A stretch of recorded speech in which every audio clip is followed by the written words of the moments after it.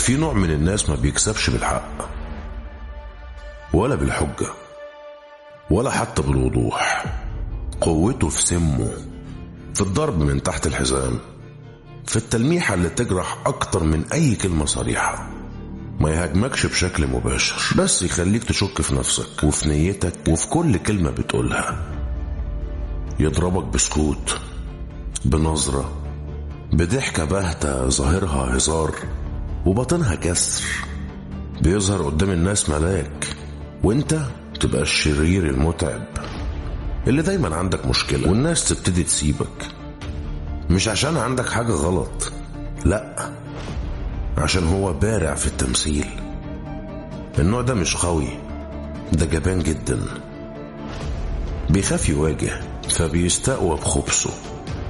يفضل يلف ويدور، يهمس بدل ما يصرخ، يلمح بدل ما يتكلم، وكل ده عشان يسيطر من ورا الستارة.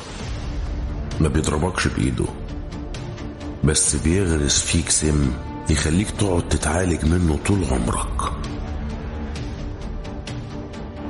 فخد بالك كويس من النوع ده من الناس.